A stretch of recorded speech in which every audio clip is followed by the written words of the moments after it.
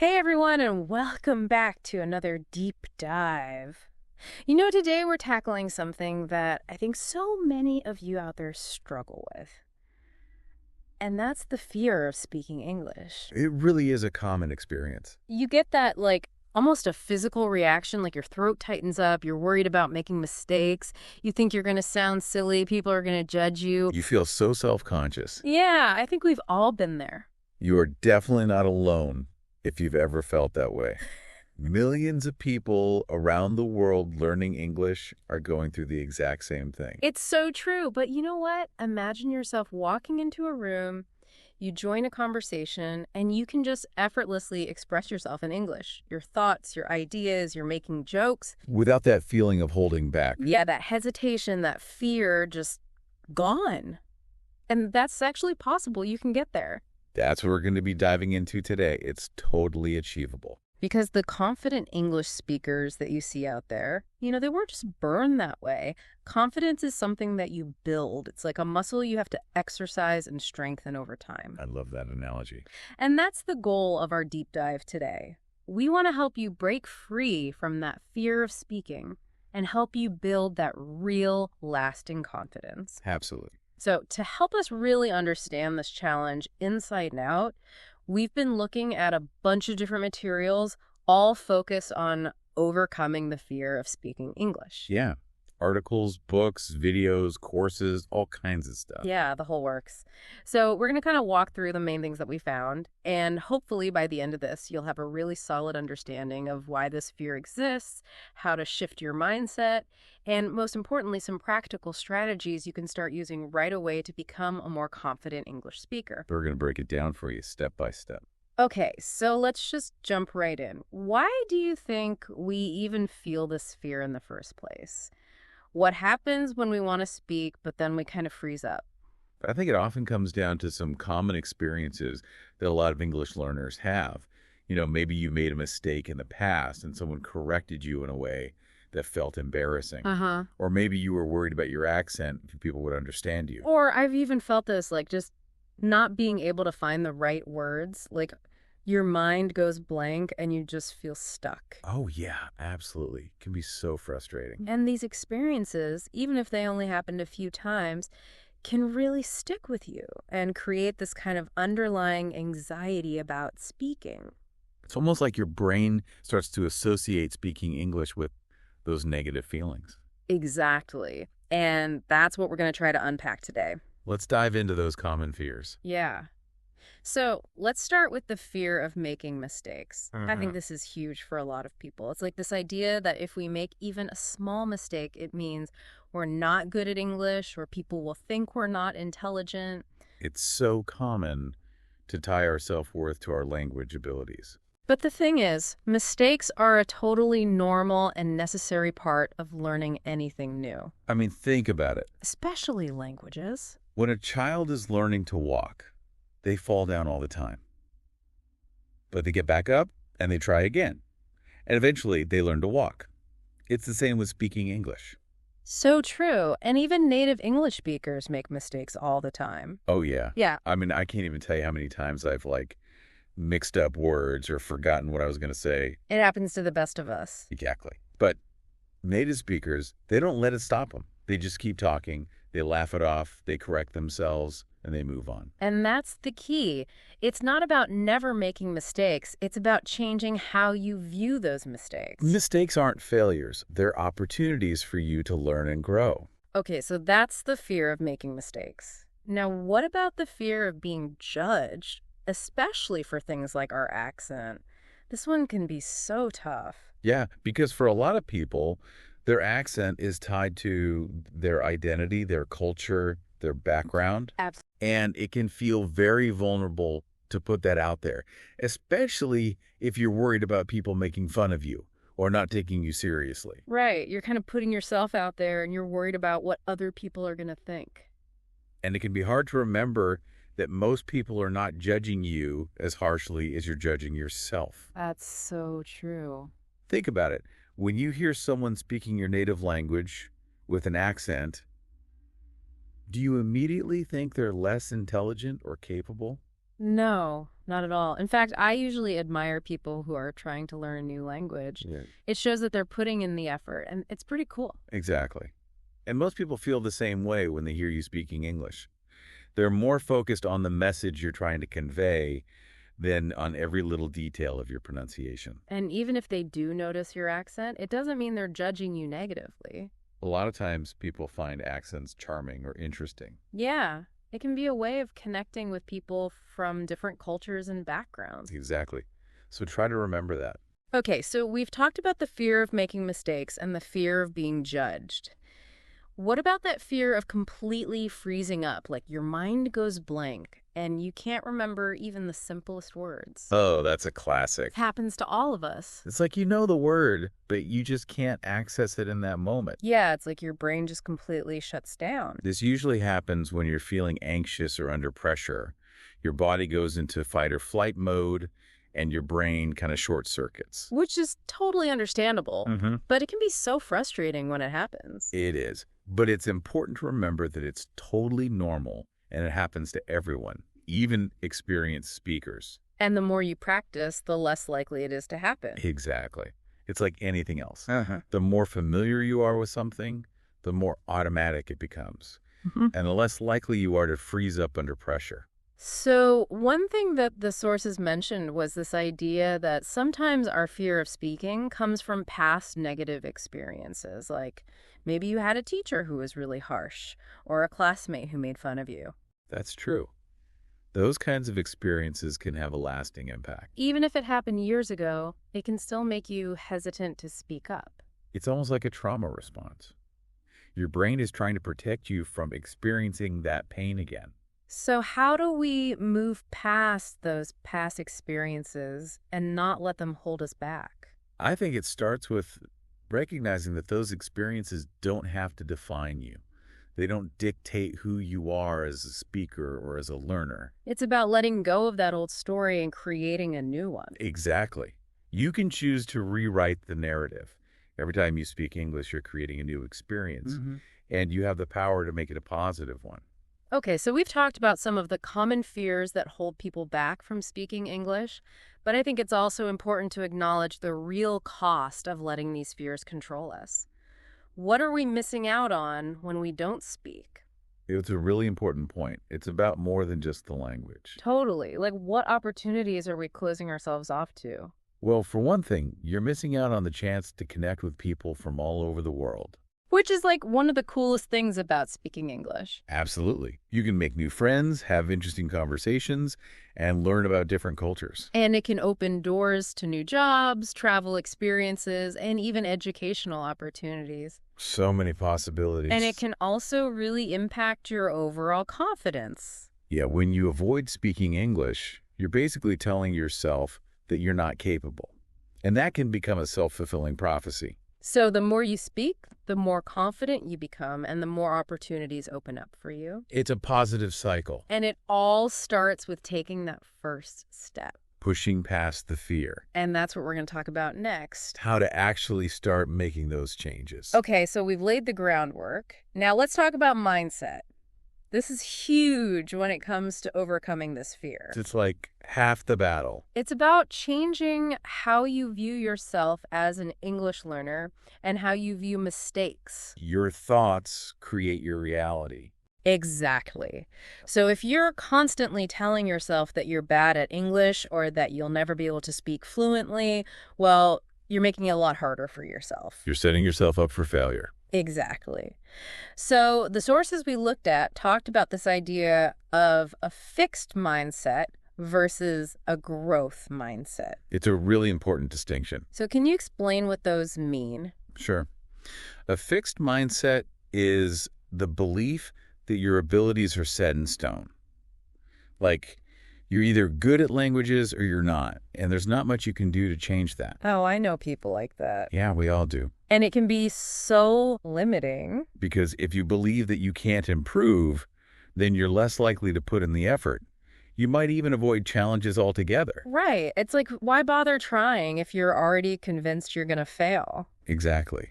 On the other hand, a growth mindset is the belief that your abilities can be developed through hard work and dedication. It's a much more empowering way to think about learning. Absolutely. It's like saying, I may not be perfect now, but I can get better with practice. And that belief actually makes you more likely to succeed. Because you're willing to put in the work, and you're not afraid of making mistakes. So how do we shift from a fixed mindset to a growth mindset? Like, how do we change our thinking? It takes conscious effort, but it's definitely possible. It starts with recognizing those fixed mindset thoughts when they come up. Like catching yourself in the act. Exactly. When you hear yourself thinking, I'm so bad at this or I'll never get it, stop and challenge that thought. Ask yourself, is that really true? And then reframe the thought in a more positive and growth-oriented way. Like, I'm still learning and I'm making progress, or I'm challenging myself, and that's how I grow. And it also helps to focus on your effort rather Yeah. than just the outcome. So true. Celebrate the fact that you're showing up and putting in the work, even if you don't see immediate results. And try to avoid comparing yourself to others. Everyone learns at their own pace. Yeah, and someone else's success doesn't diminish your own. Comparison is the thief of joy. Oh, I love that. So focus on your own journey and celebrate your own progress. And remember that mistakes are a natural part of the learning process.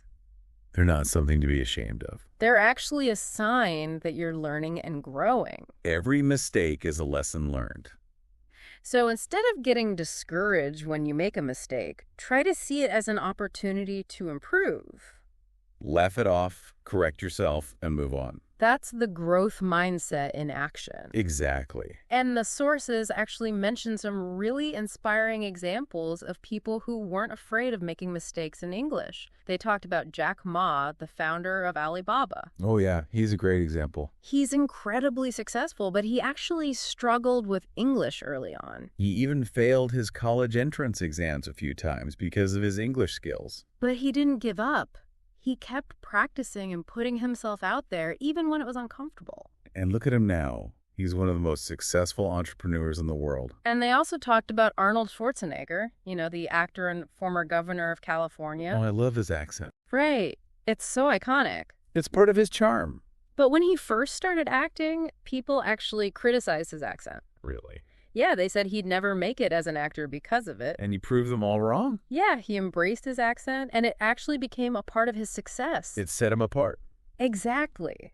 So these are just a couple of examples of people who didn't let their fear of speaking English hold them back. They embraced their imperfections, they kept practicing, and they achieved incredible things. So if they can do it, so can you. Absolutely. And to help you start shifting your mindset, the sources even suggested a simple challenge. Oh yeah, I love this one. Yeah, it's a 24-hour challenge. For the next 24 hours, every time you feel that hesitation, that fear creeping in, make a conscious effort to speak English. Even if it's just a few words. Just push past that initial resistance. Like, order your coffee in English or say hello to someone in English. Just little things to start flexing those speaking muscles. And you might be surprised how much of a difference it makes. It's about building that habit of speaking. Okay, so now you're working on your mindset. You're reframing mistakes, you're pushing past the fear. Let's talk about some practical strategies that you can use to really boost your speaking confidence. Let's get into the nitty-gritty. Yeah, the stuff you can actually do on a daily basis. Because consistency is key. It's like you're not going to become a marathon runner by just running once a month. Nope. You have to train regularly. And it's the same with speaking English. You have to practice regularly to make progress and build confidence. So let's talk about some ways you can actually do that. Okay, the first one is so simple but so effective. Practice speaking every day, even if it's just for a few minutes. Even 5 minutes is better than nothing. Seriously. You know, it's about making it a habit. And there are so many ways to do this, even if you don't have someone to practice with. You can talk to yourself. Seriously. Just narrate your day. Think out loud in English. It might feel silly at first, but it's a great way to get comfortable with the sounds of English and practice forming sentences. And you can also record yourself speaking. That's one of my favorite techniques. It can be a little scary to listen to yourself at first. I know. But it's so helpful because it allows you to hear how you actually sound and identify areas where you can improve. And you can also use language learning apps. There are so many great ones out there. They're a really fun and convenient way to practice speaking. And they give you instant feedback on your pronunciation. Yeah, which can be really helpful. And another one that's kind of interesting is speaking to your mirror. I know, it sounds a little weird. But it's actually a really effective way to practice your body language and facial expressions, It's about becoming more aware of your nonverbal communication. which is a huge part of confidence. And it also just helps you get more comfortable with seeing yourself speaking English, which can make a big difference. So, those are some great ways to practice on your own. But what about practicing with other people? That's like the ultimate goal, right? Yeah, that's where it all comes together. So, how do you find people to practice with? There are so many options. You can find language exchange partners online. There are tons of websites and apps that connect you with people from all over the world who want to learn your language. So, it's a win-win. You help them with their language, they help you with yours. You can join online language learning communities. There are so many great Facebook groups, Reddit communities, and Discord servers dedicated to language learning. And many of them host regular online meetups where you can practice speaking with other learners. It's a great way to connect with people from all over the world and get real-time practice. And if you prefer face-to-face interaction, you can look for local language groups or clubs in your area. Many cities and towns have English conversation groups that meet regularly. It's a great way to meet people in your community and practice your speaking in a relaxed and social setting. And you might even make some new friends. Now, the next tip might seem counterintuitive, but it's actually super important. Don't fear correction. In fact, embrace it. Yeah, this can be tough, but it's crucial. Because when someone corrects you, it's not a personal attack. They're actually trying to help you improve. Exactly. So instead of getting defensive or embarrassed, try to see it as a learning opportunity. Thank the person who corrected you and make a note of the correction so you can remember it for next time. The more you learn from your mistakes, the faster you'll progress. It's all part of the process. Now let's talk about a technique that can really help you sound more fluent and natural when you speak English. This is a game changer. It's called chunking. Chunking is basically the idea of learning and using common phrases or chunks of language as single units. So instead of thinking about each word individually, you're thinking in phrases. It's like learning prefabricated building blocks for your sentences. It makes your speech sound more smooth and natural, and it reduces those awkward pauses that can happen when you're trying to translate everything in your head. Exactly. So, for example, instead of thinking, I would .like.to.order.a.coffee, you would think, I'd like to order a coffee. It just rolls off the tongue better. It does. And the more chunks you learn, the more fluent you'll sound. So start paying attention to the phrases that native speakers use frequently. And practice incorporating them into your own speech. It will make a huge difference. Okay, and the last practical strategy that I think is so important is this. Focus on communication, not perfection. This is so key for letting go of that fear. It's about remembering that the goal of speaking English is to connect with other people, to share your thoughts and ideas. It's not about speaking perfectly. So don't get so caught up in the grammar or the pronunciation that you forget to actually communicate. Let go of the need to be perfect and just focus on getting your message across. People are much more forgiving than you think. They'll understand what you're trying to say, even if it's not perfect. So take a deep breath. Relax, and just focus on connecting with the person you're talking to. Enjoy the conversation. All right, so we've talked about the fears, we've talked about mindset, we've talked about practical strategies. Now let's talk about something that's often overlooked in language learning, and that's self-compassion. This is so crucial for your well-being. Because learning a new language can be tough. It's challenging. It's frustrating. There are going to be ups and downs. Absolutely, and it's so easy to be hard on yourself. We often have this inner critic that's constantly telling us we're not good enough, we're not learning fast enough. Yeah, And that negative self-talk can be really damaging. It can sap your motivation and make you want to give up, So it's important to cultivate self-compassion. which basically means treating yourself with kindness and understanding, just like you would treat a good friend. So when you make a mistake, instead of beating yourself up about it, try to be gentle with yourself. Remind yourself that you're learning, that mistakes are part of the process, And that you're doing the best you can. and celebrate your progress no matter how small it may seem. Even if you just learned one new word today, that's something to be proud of. Every step forward is a victory. And avoid comparing yourself to others. Everyone learns at their own pace. Don't let someone else's success make you feel bad about yourself. You're on your own journey. And it's a beautiful journey. So be patient with yourself, be kind to yourself, and keep going. You've got this. Okay, so we've talked about self-compassion. Now let's talk about motivation. How do you stay motivated over the long term? Because learning a language is a marathon, not a sprint. It's true.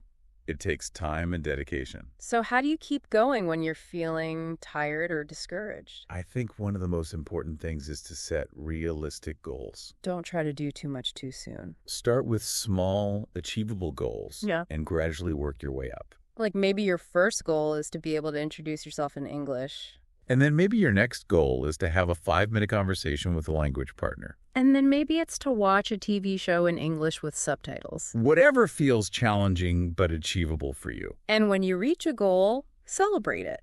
Acknowledge your progress and reward yourself. It will help you stay motivated and keep moving forward. It's those small wins that keep you going. Another important tip is to make English practice a part of your daily routine. Even if it's just for 10 or 15 minutes each day. Find ways to integrate English into your life.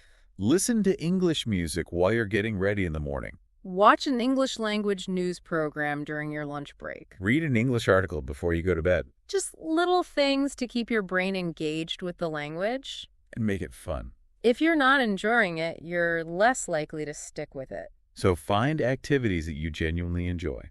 Maybe you love watching movies. So watch movies in English. Maybe you love listening to music. So listen to English music. Maybe you love reading. So read English books or articles. Whatever it is, make it enjoyable. Because when you enjoy something, you're more likely to do it regularly. And that's what it's all about. Consistency is key. Now, speaking of consistency, it can be really helpful to track your progress. It's a great way to stay motivated and see how far you've come. You can keep a journal, use a language learning app, or create a spreadsheet. Whatever works for you.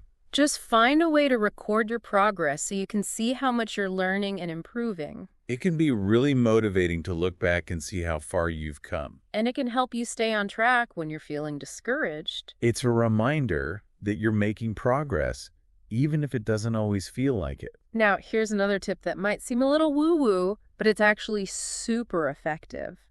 Visualization. Visualization is a powerful tool. It's basically the act of creating a mental image of yourself achieving your goals. So in this case, you would visualize yourself speaking English confidently and fluently. Imagine yourself having a conversation with native speakers, giving a presentation in English, or traveling to an English-speaking country and communicating with ease. The more vivid and detailed your visualization, the more effective it will be. And the more you visualize yourself succeeding, the more likely you are to actually achieve your goals. It's about training your brain to believe that it's possible. Okay, so we've covered a lot of ground here. We've talked about mindset, practical strategies, self-compassion, and motivation. But even with all of these tools, there's still one more challenge that many language learners face: burnout. Burnout is real. It's that feeling of being exhausted, overwhelmed, and just plain over it. It can happen to anyone, especially when you're putting a lot of effort into something. So how do we avoid burnout? Well, the first step is to recognize the signs. Like, how do you know if you're burning out? Some common signs are feeling constantly tired, even after getting enough sleep. Losing interest in things you used to enjoy. Feeling irritable or easily frustrated. And having trouble concentrating. If you're experiencing any of these symptoms, it might be a sign that you're burning out. And it's important to take action to address it. Because burnout can really sabotage your progress. So, what can you do to prevent or overcome burnout? One of the most important things is to take breaks. Don't push yourself too hard. It's okay to take a day or two off from studying English. In fact, it's essential. Your brain needs time to rest and recharge. So, schedule regular breaks into your study routine. And make sure you're getting enough sleep, eating healthy foods, and exercising. Taking care of your physical health is crucial for your mental health as well. Another important tip is to set boundaries. Don't let English learning take over your life. It's okay to have other interests and hobbies. In fact, it's healthy. So, set aside specific times for English practice and stick to those times. Don't let it bleed into every aspect of your life. And finally, remember to have fun. If you're not enjoying the process, you're more likely to burn out. So find ways to make English learning fun and engaging. Watch funny movies, listen to upbeat music, read interesting books. Make it an enjoyable experience, not a chore. Okay, so we've covered a lot of ground today. From understanding the fear of speaking English, to practical strategies for overcoming it, to cultivating self-compassion and avoiding burnout. But we've got one more topic to cover, and that's self-doubt. Ah, yes, the ever-present self-doubt. It's that nagging little voice in the back of your head that tells you, you're not good enough, you're going to fail, you should just give up. It can be so insidious. It can really undermine your confidence and sabotage your progress. So how do we deal with self-doubt? Well, the first step is to acknowledge that it's normal.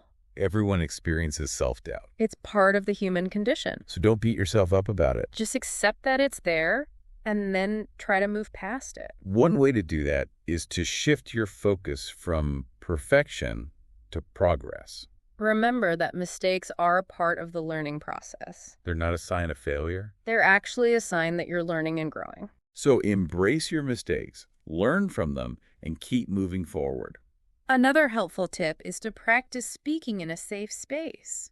Find a supportive language partner, join an online conversation group, or even just talk to yourself in the mirror. The more you practice in a low-pressure environment, the more confident you'll become. And you can also use positive affirmations to boost your self-belief. Write down positive statements about yourself and your ability to speak English. Things like, I am a capable English speaker, or I am confident in my ability to communicate in English. Repeat these affirmations to yourself regularly, especially when you're feeling doubtful. It might sound silly, but it actually works. It helps to rewire your brain and create more positive thought patterns. And visualization can be helpful here too. Imagine yourself speaking English confidently and fluently. See yourself having successful conversations, giving presentations, and achieving your goals. The more you visualize yourself succeeding, the more likely you are to actually do it. It's about creating a self-fulfilling prophecy.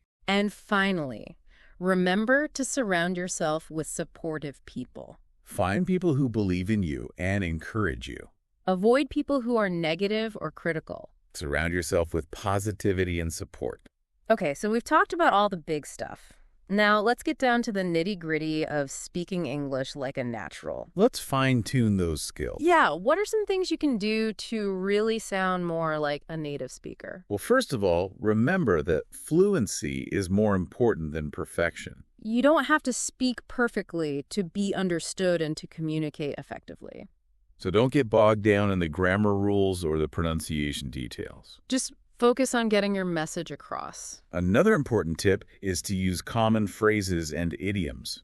Native speakers use a lot of idiomatic language, so the more familiar you are with these phrases, the more natural you'll sound. And you'll also be able to understand native speakers better. Just start paying attention to the phrases that you hear in movies, TV shows, and music. And practice using them in your own conversations. Another great way to sound more natural is to listen to and mimic native speakers. Pay attention to their rhythm, their intonation, and their pacing. Try to imitate how they speak. You can even record yourself speaking and then compare it to a recording of a native speaker.